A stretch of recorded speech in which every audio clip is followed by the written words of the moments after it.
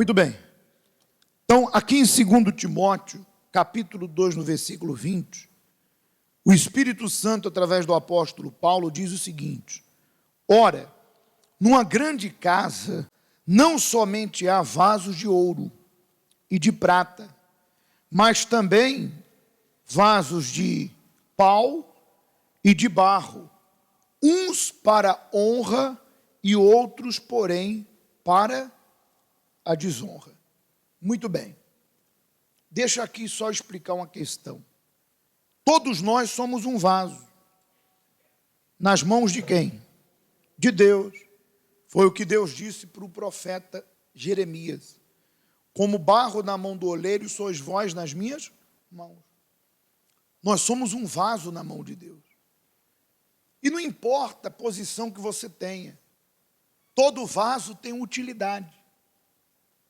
Quando fala desonra, não é que Deus está me pondo numa posição de desonra, não.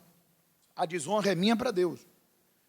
Porque independente da sua posição diante de Deus, seja você um obreiro, um pastor, um membro, um evangelista, não importa onde o vaso está.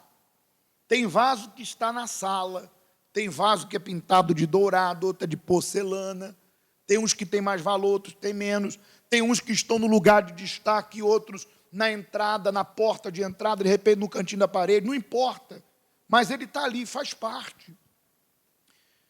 Então não importa a tua condição dentro da igreja, Deus te escolheu, você é um vaso nas mãos de Deus, seja você um membro, tenha você tempo de igreja ou pouco, não importa.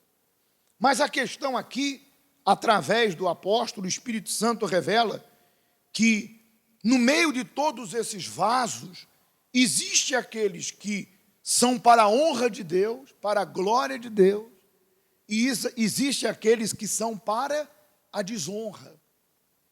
E nós sabemos que essa desonra é justamente eu estar dentro da casa de Deus, ser vaso, chamado por Ele, mas eu decidi fazer as coisas à minha maneira, ou servir a Deus do meu jeito. Porque, como diz o texto, como barro na mão do olheiro, sois vós nas minhas mãos. Ou seja, é Deus quem me fez, é Deus quem me faz. Não da minha maneira, mas da maneira que Ele quer. E quando Deus dá a sua lei, sua palavra, Ele dá para o nosso bem. Deus não me deu a palavra dEle para me controlar, para me obrigar a servi-lo. Pelo contrário, a palavra de Deus é lâmpada para os meus caminhos, para o nosso. É luz. É através dela que o temor de Deus entra dentro de nós. A fé cresce, porque a fé vem pelo ouvir, e ouvir a palavra. Meu povo sofre porque lhe falta conhecimento. Deus me deu a palavra. E a partir do momento que eu coloco a minha vida de acordo com essa palavra, eu me torno um vaso de honra nas mãos de Deus, independente da ocupação que eu tenha dentro da casa. Eu sou um vaso de honra. Mas há pessoas que rejeitam essa palavra, rejeitam os conselhos de Deus e querem viver a vida à sua maneira. E dentro da igreja se tornam desonra para Deus, a ponto de escandalizarem o nome de Jesus, a ponto da família dizer assim: eu que não vou nessa igreja, olha o que fulano anda fazendo, mesmo indo na igreja, a ponto de dar mau testemunho no trabalho, mau testemunho em sua casa, a ponto dos seus funcionários, familiares, vizinhos, se vacinarem contra Jesus, dizendo: se é para ser crente desse jeito, eu prefiro estar na vida que eu estou. Ou seja, o diabo se fortalecendo dentro da pessoa por culpa de uma pessoa que está na casa de Deus como vaso. Mas não é um vaso de honra, é um vaso de desonra. Dá mau testemunho, mente, engana, trapaceia, vive na safadeza, é tratante, vive uma vida ao Deus dará, mas diz: eu sou vaso de Deus, eu faço parte desse vaso na casa de Deus. Realmente, mas você é um vaso infelizmente, de desonra. Mas não se preocupe, Deus na sua eterna misericórdia, Deus na sua eterna grandeza, Ele sempre busca reatar, unir, como acabamos de mostrar, aqueles que estão longe. Por isso que no versículo seguinte, 21, diz: de sorte que, se alguém se purificar destas coisas, as coisas que trazem a desonra, será vaso para o quê? Para a honra, santificado, idôneo para o uso do Senhor e preparado para toda boa obra. Olha só, se para mim não tivesse jeito, se realmente eu tenho que terminar sendo quem eu sou, como o diabo diz que tem que ser, se realmente Deus me chamou, porque não faz sentido Deus ter me tirado lá de fora, para estar aqui dentro, eu era um perdido no mundo, sou um perdido na igreja, não entra na minha cabeça, não faz sentido. Deus não me chamou para perdição, para tirar uma férias do inferno, depois voltar para Ele, jamais. Mas aqui diz que se o vaso que está na desonra, se ele se purificar dessas coisas, que coisa?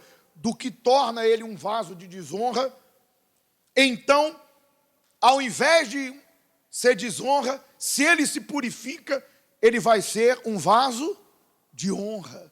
Ou seja, não importa quem você é hoje, se hoje você decidir mudar, se entregar, Deus vai te usar, porque Ele disse: eu vos escolhi, não foste vós que me escolheste, eu vos escolhi e vos designei para que vocês deem fruto. Deus me chamou para que a minha vida seja o reflexo do poder dele aí fora, para que eu seja sal, luz. Então Ele quer que eu seja um vaso de honra, Ele está me buscando, Ele está trabalhando para que eu me purifique, mas Ele não pode me purificar. Embora o sangue de Cristo lava e nos deixa alvo como a neve, mas o lavar regenerador do sangue de Jesus só é possível mediante o quê? O arrependimento, purificação. A pessoa só é purificada quando ela se arrepende. E aqui diz: aquele que se purifica dessas coisas se tornará um vaso de honra, santificado, idôneo para uso do Senhor. Aí, ao invés de o mal te usar, a partir do momento que você se purifica, quem vai te usar é Deus. E como que acontece isso? Veja que a purificação é eu decidir me afastar daquilo que me afasta de Deus. Lá em Tiago, só para fazer uma observação, diz que o pecado, diz assim, ninguém sendo tentado, diga, de Deus sou tentado, porque Deus não pode ser tentado pelo mal, e a ninguém tenta. Deus jamais vai criar situações para me tentar. Quem cria situações para me tentar é o diabo. Por isso que no Pai Nosso diz o quê? Não me deixe cair em tentação. Não é cair no pecado, é nem chegar perto dele. Nem chegar perto. Aqui continuando para você perceber, no versículo 22, foge também das paixões da mocidade. Segue a justiça, a fé, o amor e a paz, a justiça, o amor e a paz, com os que, com um coração puro, invoca quem? Invoca o Senhor. Foge. Nós costumamos falar que você tem que avançar. Nós costumamos dizer, você não pode fugir do teu problema, você tem que avançar, você tem que enfrentar, você tem que ir para cima. Mas olha, quero corrigir aqui isso. Existem situações na nossa vida que a gente tem que fugir.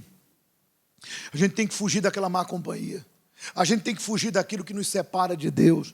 Nós temos que fugir daquele sentimento, fugir daquela proposta, fugir. Você nem pode deixar o pecado te seduzir, porque continuando aqui Tiago, a Deus ninguém é tentado por Deus, porque Deus ninguém tenta. Deus a ninguém tenta, mas cada um é tentado quando é atraído e seduzido pela concupiscência. Então, eu tenho que fugir daquilo que pode me atrair para o pecado. Se eu sei que aquela companhia vai me atrair, por isso que o primeiro salmo, qual é? Bem-aventurado o que não anda no conselho dos ímpios, nem se senta à roda dos escarnecedores, porque eu sei que se eu entrar ali eu vou ser atraído. Eles vão falar coisas, vão me propor coisas, e eu vou ser atraído, seduzido, e depois eu caio. Purificar é você fugir do pecado, é você evitar, é um sentimento, foge dele, é uma pessoa, foge dela, é uma situação, foge, é um desejo, foge, luta contra isso. Veja que nós só vencemos aquilo que consideramos importante. Existem pessoas que fumaram a vida toda, e mesmo sem Jesus largaram. Por que elas fumavam? Por prazer. O cigarro era um prazer, para extravasar, para esquecer a nicotina, enfim, o vício, mas elas sentiam uma sensação, mesmo inalando mais de 4.000 substâncias tóxicas que matam, e mata mesmo, elas não estavam nem aí. Mas houve um momento que a saúde delas foi abaixo, e elas descobriram que estavam às portas da morte. Então, quando o desejo de viver se tornou maior que o desejo de fumar, na hora elas se motivaram e largaram o quê? O vício. Se o teu desejo por Jesus é maior, tu vai largar isso aí. Se o teu prazer em querer estar em comunhão com Deus, não tem pecado que você não largue. Se o teu prazer, o teu desejo, a tua alegria, a tua satisfação é ter o Espírito Santo, é ter a alegria da salvação, se esse é o teu desejo, isso vai sobrepujar qualquer outro desejo. Esse exemplo é para você entender. Por que uma pessoa que fumou a vida toda largou? Porque o desejo de viver sobrepôs o prazer do vício, da vontade do vício. Está aí. É a direção para você se purificar. Quando a pessoa deseja, poxa, eu quero estar em comunhão com Jesus, eu quero ter o Espírito Santo, eu quero a minha salvação, e o resto que fique por aí. Mas o mais importante eu quero, o desejo dela por Deus, o desejo dela em estar em comunhão, o desejo de ter o Espírito Santo, se manter com Ele é tão grande, que ela foge de tudo que separa ela de Deus. E ela se purifica. E mesmo que sendo humana cometa erro, ela não vive no erro, ela confessa, se arrepende e abandona. Então essa é a direção para você. Se ainda você está caindo na impureza, sendo vaso de desonra, porque o teu desejo pelo Espírito Santo, ou pela vida com Deus, não está sendo maior que a do pecado. E só depende de você. Amém? Voltando aqui, continua dizendo no versículo 23, e rejeite as questões loucas e sem instrução, sabendo que produzem contendas. Isso aqui é claro, né? Você sabe que nós não devemos lançar pérola aos porcos, não discute Bíblia, não discute opinião. De repente quem está à tua esquerda não quer Jesus como você quer, de repente quem está à tua direita não quer Jesus como você quer, mas a fé é de cada um. Se a minha fé é equilibrada, não sou desequilibrado, se eu estou fazendo as coisas dentro do equilíbrio, e a pessoa se ofende, ou me persegue, ou me questiona, eu não vou discutir com ela. Eu só vou dizer assim, olha, fulano, vai na tua fé que eu vou na minha. Ah, mas não tem mais A nem B. Você crê no que você quer e eu creio no que eu quero. Eu estou te prejudicando em quê? O que eu estou tirando de você? Me diga. Ou seja, não vale a pena você discutir opiniões com pessoas tolas. Inclusive, o provérbio diz que quem com tolo discute, tolo se torna. 24.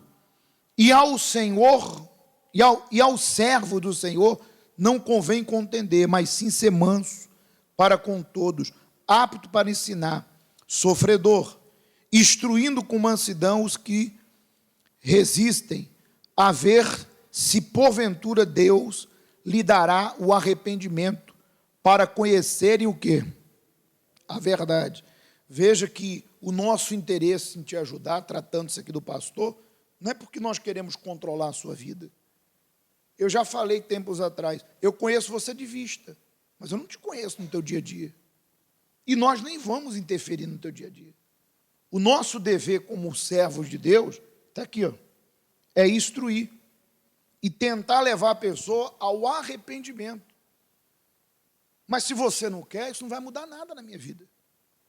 Eu não vou deixar de ir para o céu porque a pessoa rejeitou, porque ela achou que o pastor não entende, que o pastor não está no lugar dela. Mas você não deve esquecer que todos nós saímos daí, do banco da igreja. Se Deus nos separou para pregar a palavra, amém, mas antes disso, o nosso temor já existia, a nossa comunhão já existia, independente do título. Então não tem interesse pessoal, o nosso interesse é que todos sejam salvos. E para concluir, versículo 20, e tornarem a despertar, Deus falando com os vasos aqui, ó, de desonra, e tornarem a despertar, desprendendo-se do quê? Dos laços do diabo, em que a vontade deles estão presas. Deus está te despertando. Qual é o laço que o diabo tem te prendido? De repente é a ganância, de repente é a internet, de repente é um sentimento, um pensamento que você está alimentando, que o diabo plantou. De repente o laço que está te derrubando é a mágoa. De repente é a injustiça para com Deus, porque, embora Jesus tenha morrido por nós, tenha feito tanto por você, Ele só lhe pede a fidelidade em tudo. Não é só fidelidade no altar, em tudo. E você despreza isso. Serve a Ele de qualquer jeito. Isso é um laço. A negligência é um laço. Qual é o laço? É aquela companhia, é aquela pessoa, aquilo é um laço. Eu não sei o que o diabo tem usado como um laço para te prender na impureza, se tornando um vaso de desonra. Mas nessa manhã o Espírito Santo está te despertando para isso. Ó.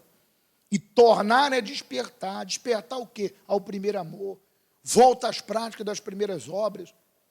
Medita na palavra, ora para Deus te ajudar a vencer esse pecado. Jejuma para sepultar a tua carne. Ela não vai ter domínio sobre si. Você vai ter forças para obedecer a Deus. Desperta, tu que dormes, diz a palavra de Deus. Desprenda-se do laço do diabo em que a vontade deles estão presas. Então, existem muitos laços. Sentimento, pessoas, pensamento, desejo, pecado, orgulho, mágoa, negligência. Existem laços e mais laços que o diabo tenta fisgar a pessoa. Se você não está preso a nenhum laço, graças a Deus que você continue assim. Mas você que reconhece, pastor, eu tenho que me purificar, eu preciso ser um vaso de honra, eu preciso me livrar desse laço do inferno. Agora é a hora em que você vai pedir a ajuda de Deus.